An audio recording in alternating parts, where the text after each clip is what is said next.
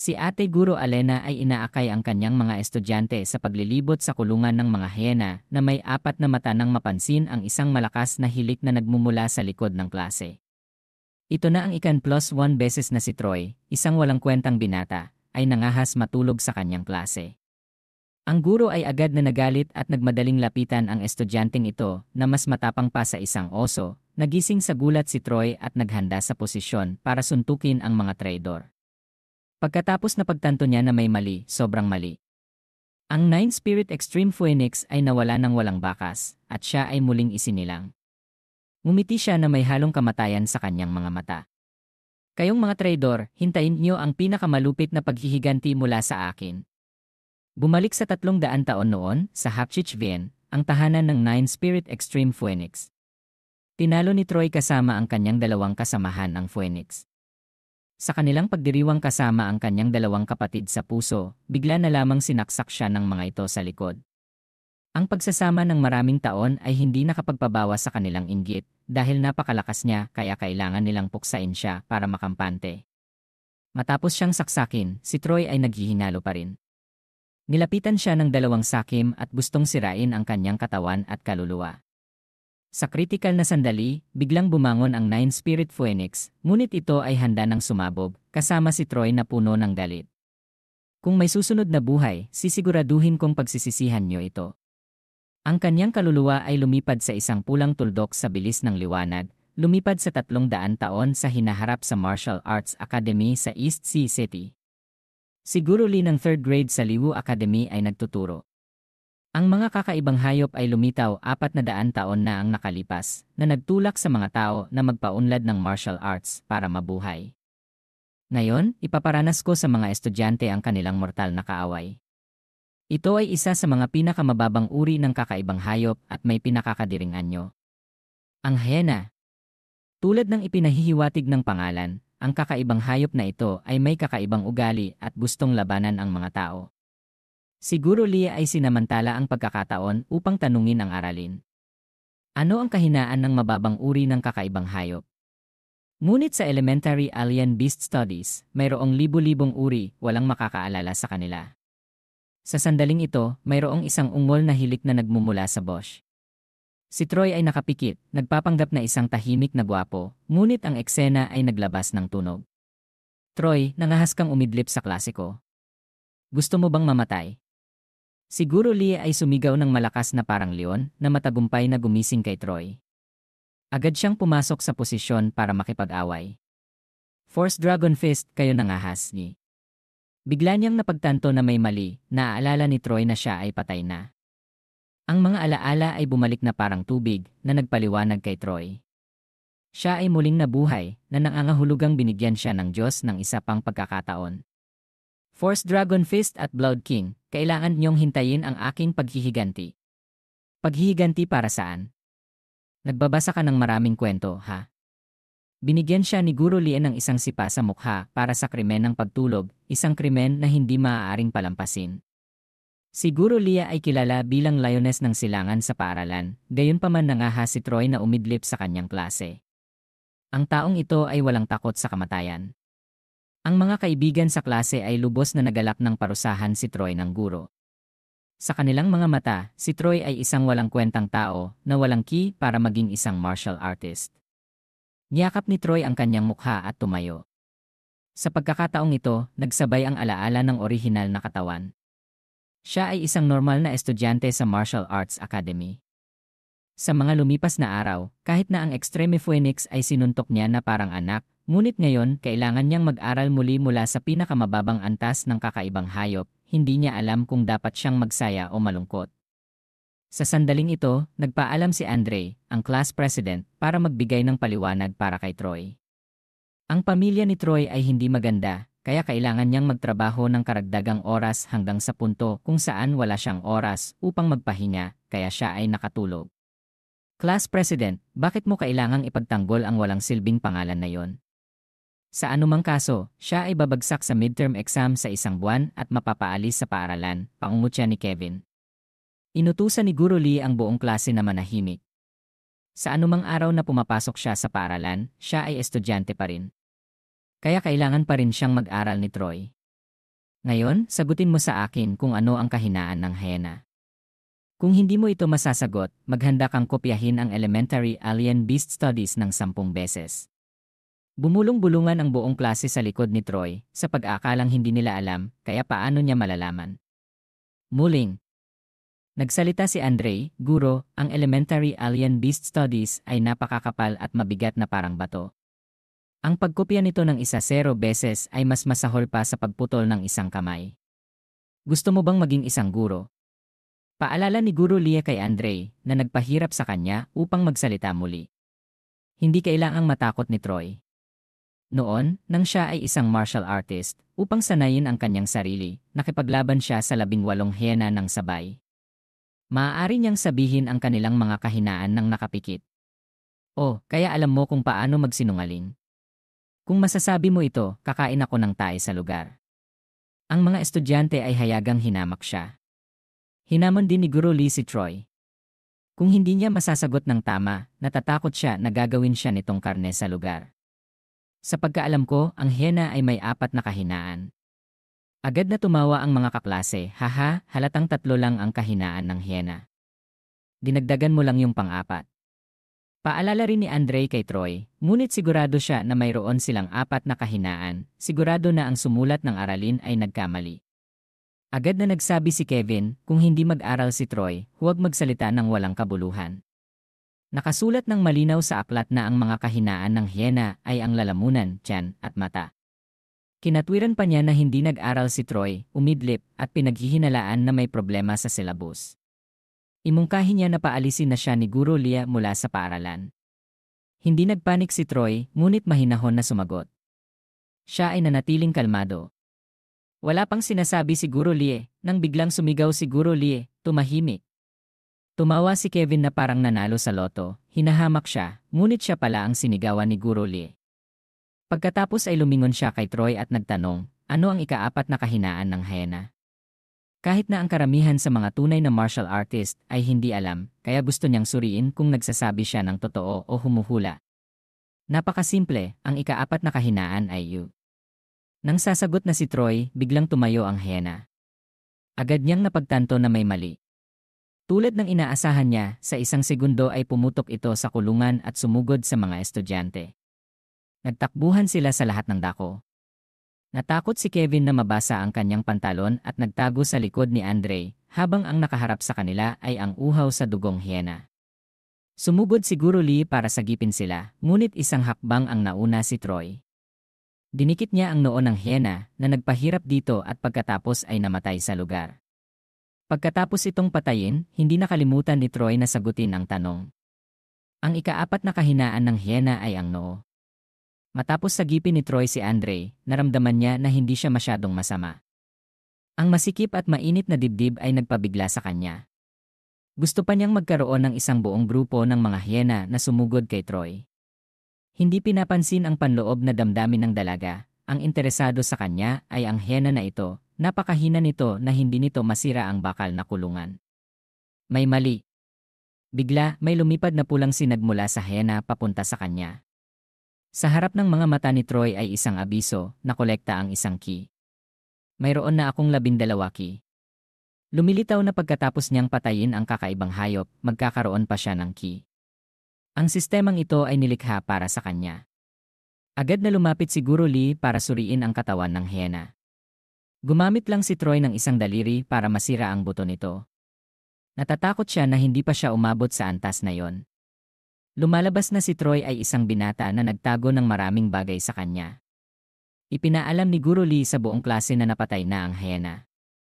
Bukod pa rito, ang ika-4 na kahinaan nito ay ang noo, tulad ng sinabi ni Troy.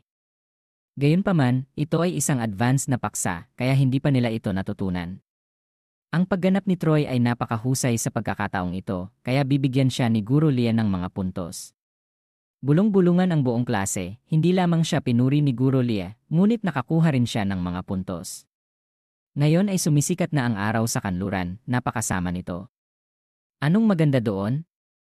Nagkataon lang na narinig niya kung saan ang ika-4 na kahinaan nito. Kung ako yon, magagawa ko rin yon, sabi ng isang menor de edad na karakter. Ngunit kanina ay kailangan pa ring magtago ni Kevin sa likod ni Andre, at mas mahina pa siya kay Kevin. Sa madaling salita, si Troy lang ang parehong matapang at malakas. Ngayon ay napapahiya si Kevin, ngunit mayabang pa rin, naghahanap ng paraan para ayusin ang kanyang imahe. Sinong nagsabi na natakot ako? Kani-kanina lang naghahanap ako ng magandang posisyon para umatake. Isa pa, sa bahay ko, pinapanatili ko pa rin ang mga ito bilang mga gwardiya. Sa isang sipa, kaya kong talunin yon. Buong tapang na tumapak si Kevin sa katawan ng hyena, buong pagtitiwala sa pagkakaroon ng 8 puki, 8 beses na mas marami kaysa kay Troy, kaya kasing dali ng pagbaliktad ang kanyang kamay para patayin ang hyena. Hindi naniwala sa kanya ang lahat pagkarinig nila sa kanya. Gayunpaman, ang pagsisinungaling ay hindi labag sa batas, kaya hinayaan nila siyang magsalita hanggang sa magsawa ang kanyang bibig. Nakita ni Kevin na hindi siya pinaniniwalaan ng lahat at tumalon sa pagkabahala. Pagkatapos nito, naglakas loob siya na isuksok ang kanyang ulo sa bibig ng hyena upang patunayan na hindi siya natatakot dito. Tinakpan ni Andre ang kanyang mga mata, hindi nangahas na panoorin ang eksena. Kinailangan ding sabihin ni Guro Lee na pigilan siya. Ngunit iginiit pa rin ni Kevin na hindi siya natatakot sa hyena. Hindi siya maihahambing ni Troy sa kanya. Hindi interesado si Troy na magpakumbaba pagkatapos na siya ay mas matanda ng 300 metro. Gayunpaman, gusto ni Kevin na humanap ng gulo kaya tinuruan din niya siya ng leksyon. Nagpaputok si Troy ng isang maliit na bato na nagpabagsak sa panga ng hyena. Si Kevin ay naipit sa bibig nito at kumakawag at humihingi ng tulong. Hindi na nga siguro Lee na tanggapin siya bilang isang estudyante sa kanyang klase. Pagkatapos iligtas, sinimulang hinahin ni Kevin ang hangin, hindi napapansin na nabasa na niya ang kanyang pantalon ng matagal na. Habang tinatakpan ang kanyang bibig, sinabi ni Guro Lee na matagal nang patay ang hyena. Partikular na binigyan niya siya ng maagang pahinga para umuwi at maligo at magpalit ng damit. Nakita talaga ng buong grupo ang kanilang mga mata ngayong araw. Sa unang pagkakataon na nakita nila ang isang taong takot sa puntong na ibasa na nila ang kanilang mga pantalon sa harap ng katawan ng isang hyena. Napatawa si Troy, umaasang hindi siya traumatized ni Kevin dahil sa insidenteng ito. Pagkatapos ng klase, naligo si Kevin at bumili ng mabangong bulaklak, naghihintay kay Andre pagkatapos ng klase. Kailangan niyang maghanap ng paraan para iligtas ang kanyang mukha. Lumabas si Andre na parang isang Diyos. Tinawag siya agad ni Kevin, humihingi ng paumanhin para sa insidente ng hyena. Para magbayad ng kasalanan, binigyan ni Kevin siya ng mga bulaklak at inanyayahan siyang kumain ng mga pastry sa Hero Square. Humingi ng paumanhin si Andre sa isang pilit na paraan, ngunit maaari niyang panatilihin ang mga bulaklak at pastry. Sa sandaling ito, dumaan si Troy. Mabilis na nagpaalam si Andre kay Kevin. Ang tungkulin ng supporting male lead ay mayroon lamang 5 minuto para makipag-usap sa isang magandang babae. Nahuli ni Andre si Troy upang pasalamatan siya para sa insidente ngayong araw. Inanyayahan niya si Troy sa Hero Square para kumain ng mga pastry. Walang oras si Troy kaya tumanggi siya. Kung itatanong nila ang kanyang bakanteng oras, kailangan niyang hintayin hanggang sa matapos niyang maghiganti. Pansamantala, ang mga babae ay lumilitaw lamang sa isang iglap. Nakita ni Kevin na nakikipag-usap si Andre kay Troy na nagdulot sa kanya ng mas masahol na kagat kaysa sa sili.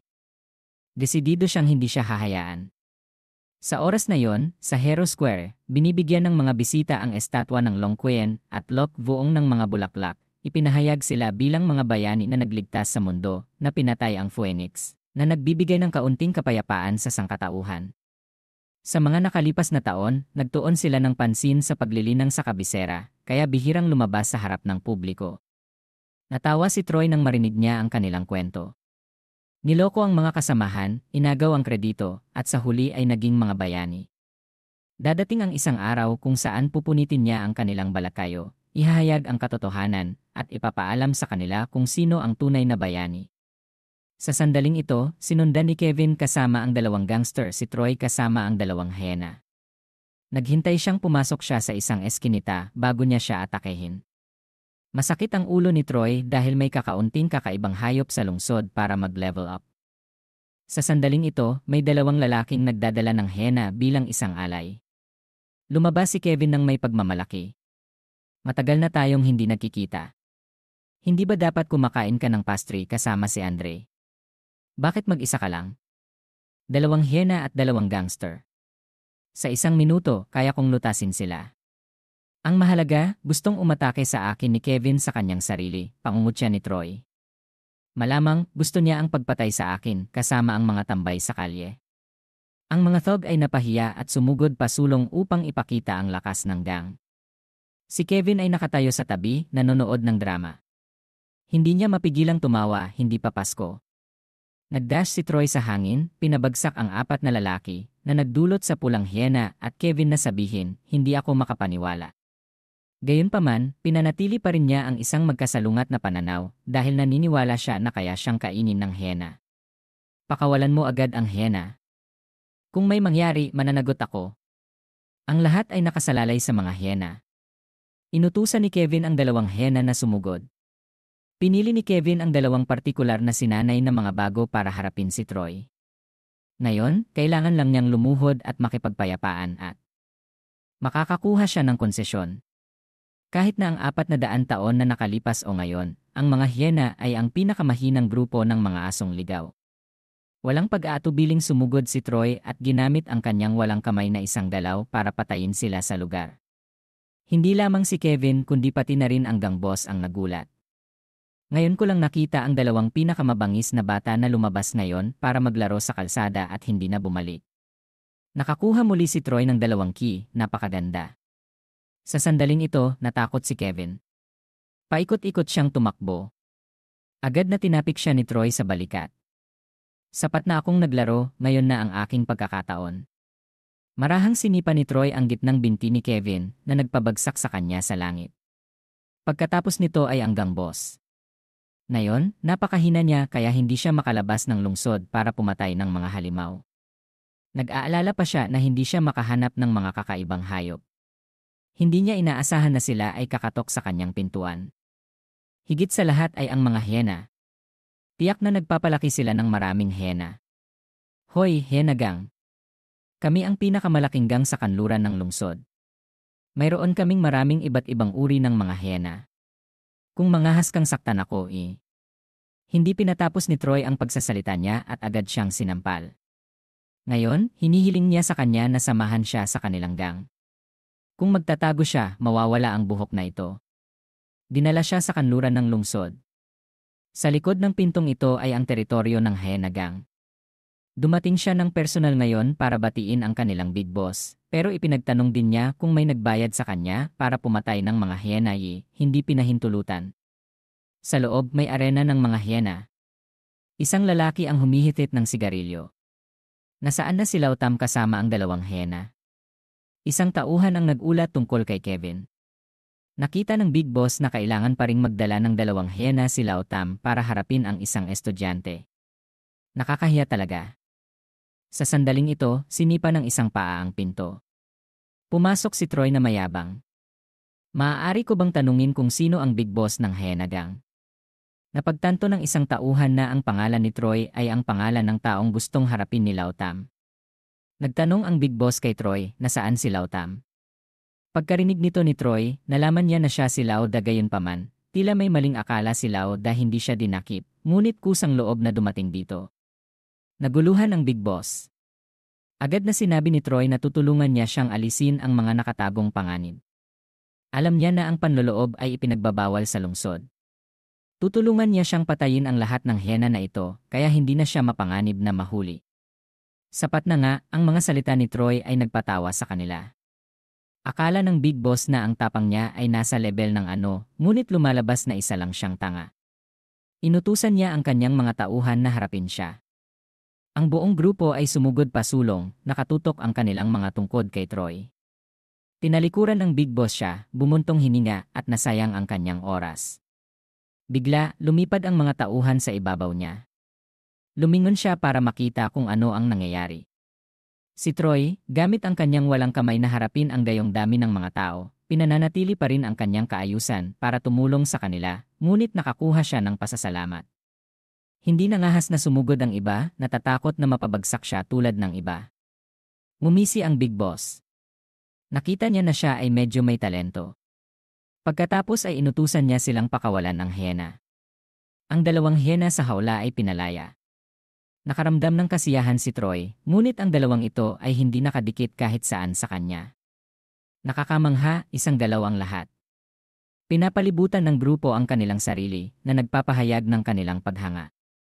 Ngunit ang pagpatay sa hena ni Kaidus ay magiging isang galit. Hindi niya inaasahan na mas magiging excited pa siya sa pag-uutos na ilabas ang lahat ng hena para malaman kung ilan ang kaya niyang patayin. Hinarat ni Troy ang isang pack ng mga hena tulad nito.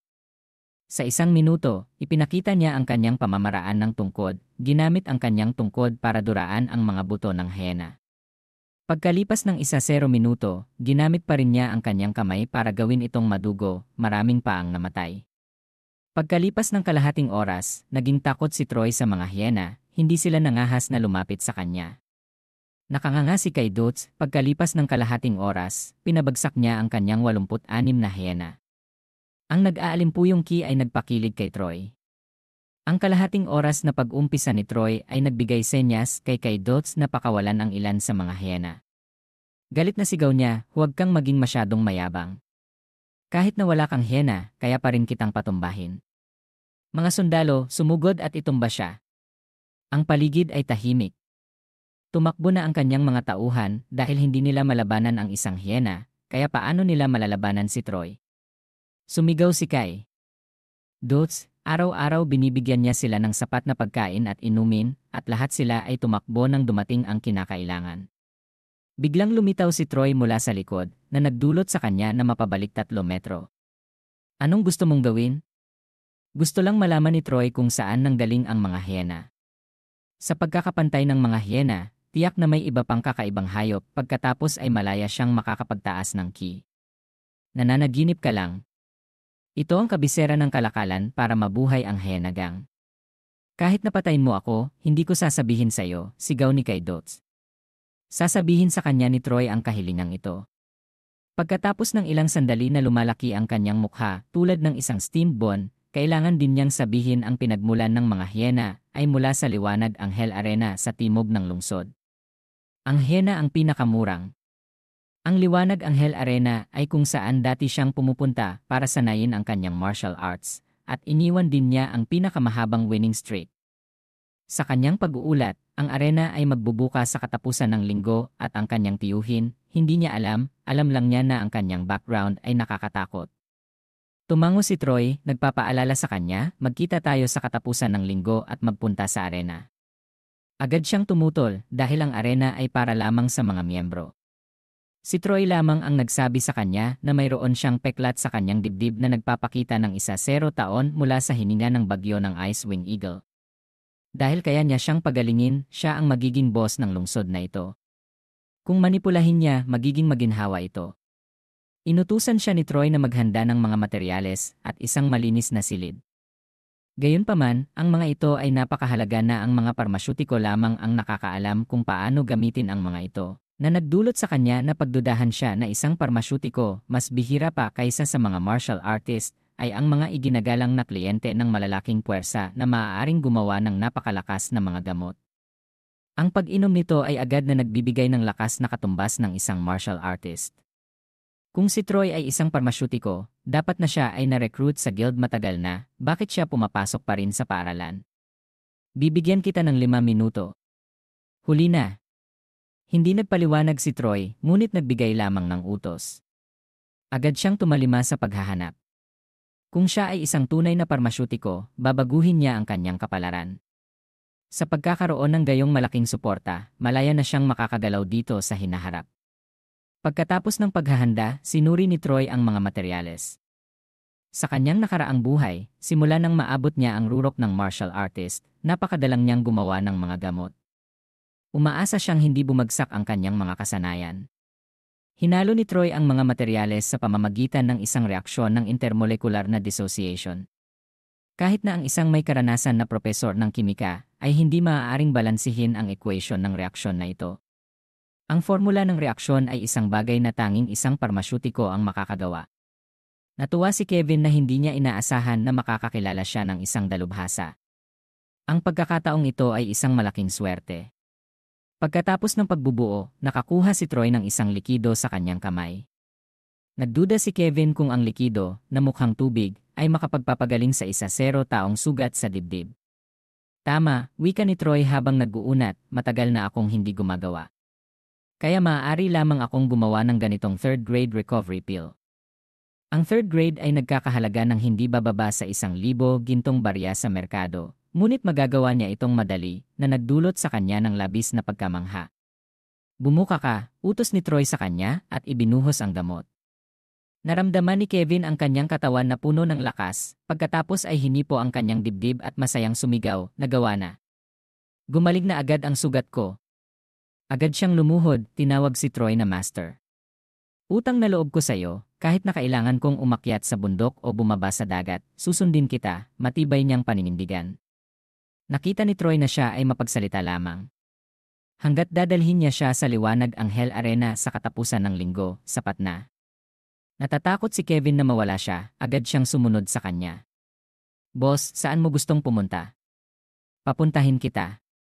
Sa isang pedestrian street, si Alia, isang maliit na batang babae, ay nagbebenta ng mga barbecue skewer. Agad na nagtanong ang matandang lalaki sa tabi niya, tapos na ba ang klase ng iyong kapatid? Bakit hindi pa siya umuwi? Pinanghinaan ng loob ng isang mamimili, narinig ko na ang ni Troy ay 1-0 lamang. Hindi siya maaaring maging isang martial artist.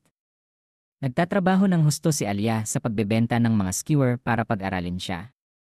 Walang silbi. Agad na inagaw ni Alia ang skewer mula sa kanyang kamay.